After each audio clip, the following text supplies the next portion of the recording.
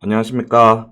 주식을 접하게 하는 남자 주점남입니다. 오늘은 일전에 말씀드린 대로 반도체 후공정에서 주점남이 주목하는 세 종목 한미반도체, 리노공업, TSE를 정리해 보겠습니다. 주점남이 전 영상에서 주목했던 후공정 중 본딩의 한미반도체, 패키지 테스트의 리노공업, 웨이퍼 테스트의 TSE를 통해 후공정을 입체적으로 파헤쳐 보겠습니다. 지금 바로 시작해 보겠습니다. 먼저 한미반도체입니다. 한미반도체 기술의 키워드는 본딩, 세부적으로 TC 본딩과 하이브리드 본딩입니다. 먼저 위 그림부터 보겠습니다. 이건 지금 HBM에서 주로 쓰이는 TC 본딩 방식입니다. 쉽게 말하면 미세한 범프가 올라가 있는 칩을 열과 압력으로 눌러서 붙이는 방식입니다. HBM은 D램을 여러 단으로 쌓아야 하기 때문에 그냥 붙는 게 중요한 게 아니라 각 층이 정확한 위치에 맞게 정렬돼서 붙어야 합니다. 그래서 TC 본딩의 핵심은 단순 접합이 아니라 정렬, 정밀도와 수율입니다. 왜 이게 중요하냐? HBM은 단수가 높아질수록 난도가 급격히 올라가기 때문입니다. 예전보다 더 많이 쌓고 더 빠르게 데이터를 주고받아야 하니까 칩 사이 연결이 조금만 틀어져도 성능이나 수율에 영향을 줄 수 있습니다. 결국 HBM 시대에는 많이 쌓는 것도 중요하나 정확히 붙이는 기술이 더 중요해졌고, 그래서 본딩 장비의 중요성이 커진 겁니다. 그리고 아래의 그림은 하이브리드 본딩입니다. 이건 기존 범프 중심 연결보다 한 단계 더 나아간 방식으로 구리와 절연막을 더 직접적이고 더 촘촘하게 연결하는 기술입니다. 뭔 말인지 모르겠죠? 쉽게 말해서 TC 본딩이 접점을 통해 칩을 붙이는 현재 주력 기술이라면 하이브리드 본딩은 그 접점 간격을 더 줄여서 더 빽빽하고 더 짧게 연결하는 차세대 기술이라고 보면 됩니다. 이 기술이 주목받는 이유는 연결 길이가 짧아질수록 전기적 손실과 열 저항을 줄이는 데 유리하기 때문입니다. 실제로 삼성은 하이브리드 구리 본딩이 TC 본딩 대비 열 저항을 무려 20%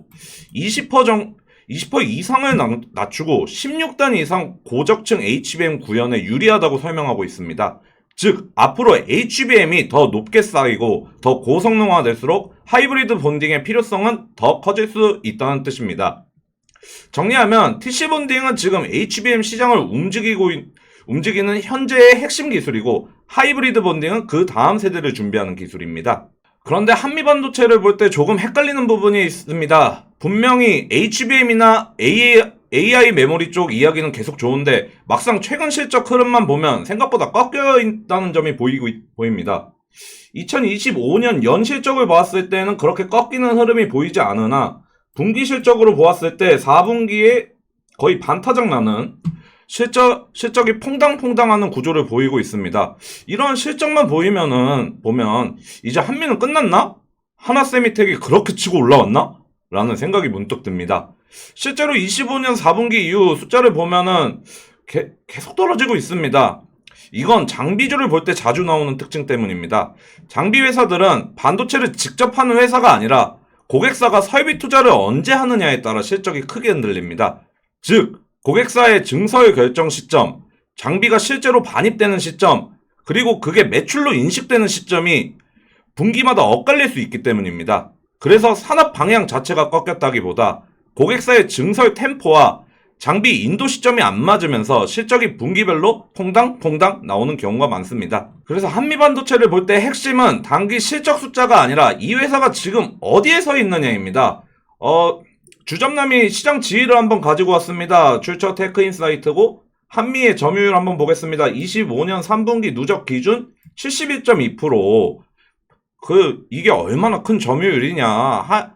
거의 옛날에 하이닉스 혼자 HBM 만들 때 그 정도 점유율입니다. 여기서 중요한 포인트가 있습니다. 플레이어가 늘어난다고 해서 시장이 나빠지는 게 아니라는 점입니다.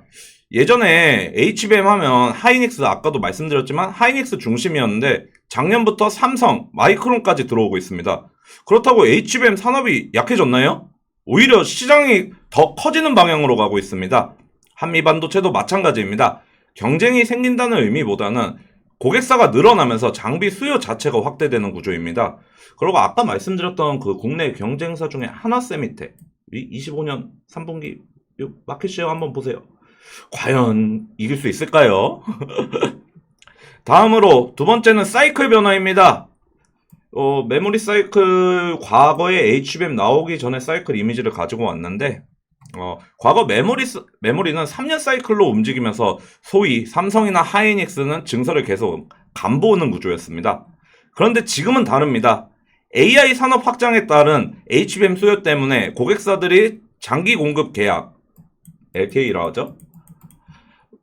장기 공급 계약을 기반으로 움직이고 있습니다. 즉, 단기 업황에 따라 카펙스를 늘렸다 줄였다 하는 구조에서 중장기적으로 생산 능력을 확보해야 하는 구조로 바뀌고 있는 겁니다. 세 번째는 차세대 기술입니다. 아까 말씀드렸죠. 하이브리드 본딩. 지금은 TCP 본더가 핵심이지만 앞으로 하이브리드 본딩 같은 더 미세한 접한 기술로 넘어갈 가능성이 매우 높습니다. 이 말은 한미반도체가 단순히 이번 HBM 사이클 장비주가 아니라 첨단 패키징 흐름 안에서 계속 이어질 수 있는 기업이라는 의미입니다. 다음으로 리노공업입니다. 리노공업은 한미반도체처럼 눈에 확 들어오는 장비 회사라기보다는 반도체 테스트 공정에서 꼭 필요한 핵심 부품 회사에 가깝습니다. 핵심은 리노핀과 리노소켓, 테스트 소켓입니다. 반도체는 만들고 끝이 아니라 이 칩이 전기가 제대로 흐르는지, 속도가 정상인지, 불량은 없는지를 반드시 검사해야 합니다. 이때 칩과 테스트 장비 사이를 실제로 이어주는 아주 작은 접점이 필요한데 그 역할을 하는 게 테스트핀, 리노핀입니다. 그리고 이 핀들을 일정한 위치에 정밀하게 고정해서 칩을 반복적으로 검사할 수 있게 해주는 구조물이 테스트 소켓입니다. 즉, 핀이 접점을 만드는 부품이라면 소켓은 그 핀들이 흔들리지 않고 계속 같은 조건으로 검사하게 해주는 틀입니다. 여기서 중요한 건 단순히 닫기만 하면 된다가 아니란 점입니다. 최근 반도체는 점점 더 고속, 고전력, 고핀수 구조로 가고 있습니다. CPU, GPU처럼 신호가 빠르고 핀수가 많아질수록 접촉이 조금만 불안정해도 데이터가 튀거나 측정값이 흔들릴 수 있습니다. 그래서 테스트 부품에서는 접촉 신뢰성, 신호 무결성, 내구성이 중요합니다. 업계도 테스트 소켓과 접촉 솔루션의 핵심 가치로 신호 성능, 낮은 저항, 긴 수명, 높은 테스트 수율을 강조하고 있습니다. 쉽게 비유하면 이렇습니다. 좋은 반도체를 만드는 게 선수 실력이라면 리노핀과 테스트 소켓은 그 선수가 제대로 뛰는지 검사하는 측정 장비의 센서 같은 겁니다.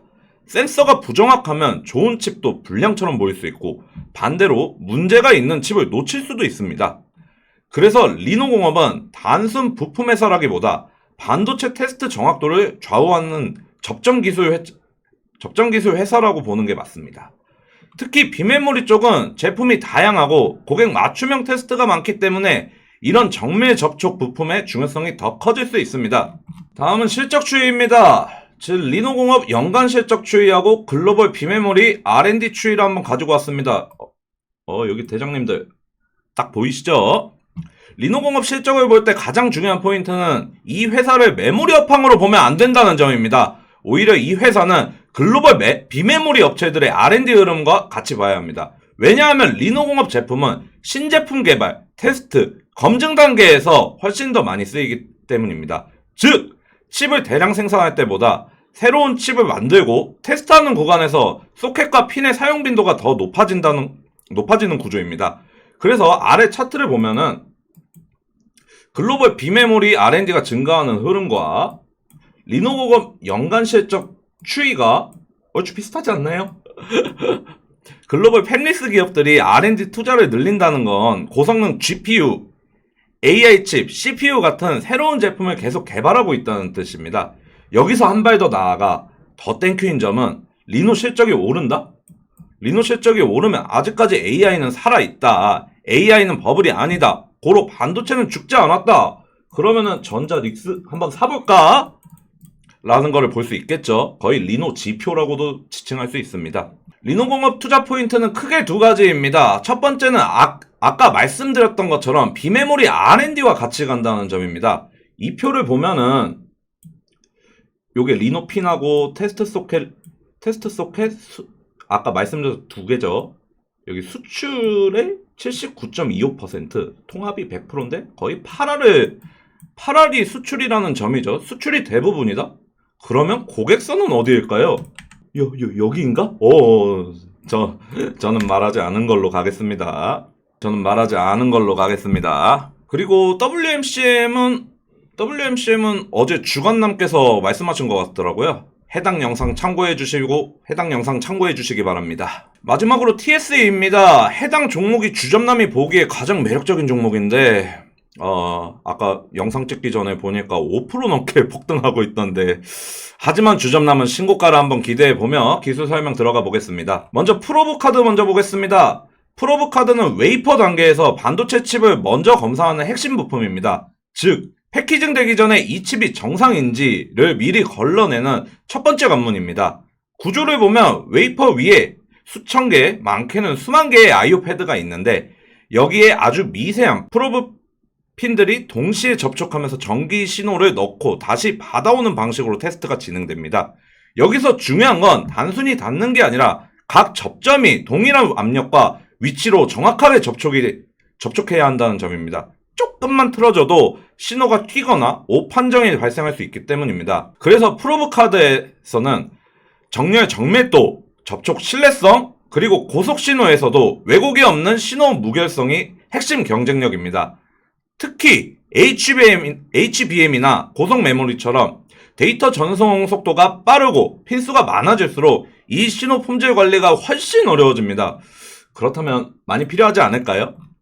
다음으로 인터페이스 보드입니다. 인터페이스 보드는 테스트 장비와 소켓, 그리고 반도체를 연결해주는 일종의 신호 전달 통로 역할을 합니다. 쉽게 말하면 테스트 장비에서 나온 신호가 왜곡 없이 칩까지 전달되고 칩에서 나온 결과도 손실 없이 다시 장비로 돌아오게 해주는 구조입니다.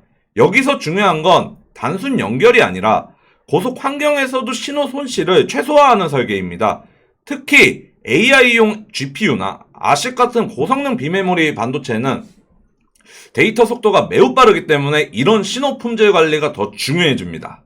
다음으로 실적 추이입니다. TSA 실적 추이는 좀 세분화해서 가져와 봤습니다. 이 회사는 제품 믹스에 따라 수익성과 실적 흐름이 꽤 달라지는 구조입니다. 2023년 한번 주목해 보겠습니다. 2023년 한번 보세요. 실적이랑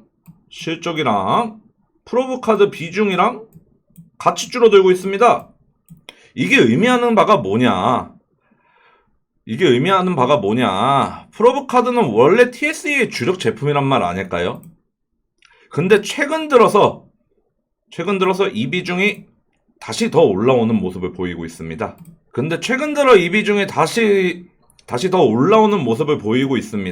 이게 의미하는 바가 뭐냐? 메모리 쪽, 특히 HBM 관련 테스트 수요가 여전히 견조하다는 신호로 해석할 수 있습니다. 즉, 단순히 실적이 좋다 나쁘다가 아니라 어디에서 매출이 나오고 있느냐를 보며 업황을 더 정확하게 읽을 수 있습니다. 다음으로 테스트 소켓입니다. 테스트 소켓은 솔직히 리노 공업이 더 강한 분야라 스킵하고, 다음은 인터페이스 보드입니다. 특히 인터페이스 보드는 아직 비중이 그렇게 크지는 않습니다. 그렇게 비중이 크지 않지만 AI 반도체, 비메모리 테스트 수요가 늘어날수록 중장기적으로는 성장 가능성이 있는 영역입니다. TSA 포인트는 두 개입니다. 우선 프로브카드인데 여기가 프로브카드 고객사 및 경쟁사예요. 일단 인텔, 마이크론, 우리 대장님들, 이게 이 프로브카드에서 대장님이거든요. 폼팩터. 여기는 까불면 안 되고, 전자닉스는 그래도 비벼볼만해요. HBM 미친 듯이 뽑는 전자닉스양 프로브카드가 늘 것이라고 저는 생각을 하고 이걸 투자 포인트 넘버 1으로 들고 왔습니다. 왜냐, 기존 D램은 대략 2개 수준이라면은 HBM은 프로브카드가 5개에서 6개까지 필요하다는 얘기가 나옵니다. 그러면 같은 메모리라도 HBM으로 갈수록 테스트 부품이 더 많이 들어간다는 뜻이죠. 결국 프로브카드가 더 많이 들어간다는 뜻입니다. 결국 제품 믹스 변화 자체가 TSA에 유리합니다. 다음으로 인터페이스 보드입니다. 이게 인터페이스 보드 고객사랑 경쟁사인데, 고객사 너무 좋습니다. 우리 대장님들. 그러고 이게 인터페이스 보드가 맛집인 이유가 뭐냐? 아까 제가 대장님이라 했죠? 폼팩터. 폼팩터 이분이 프로브 카드 위주지 인터페이스를 잘 안 하세요. 즉 니치 마켓, 틈새 시장을 노려볼 수 있다는 거죠. 정리하면 TSE는 홍정 안에서도 메모리와 비메모리를 함께 묶어서 볼 수 있는 연결고리 같은 회사라고 생각합니다. 오늘은 종목 리스트도 중요하나 주점남이 어떤 방식으로 종목을 선정하는지에 초점을 맞춰서 봐주셨으면 감사하겠습니다. 다음 영상에선 주점남은 어디서 이런 힌트를 얻을까? 라는 주제로 주식 기초 지식에 대해 영상 한번 들고 와 보겠습니다. 감사합니다.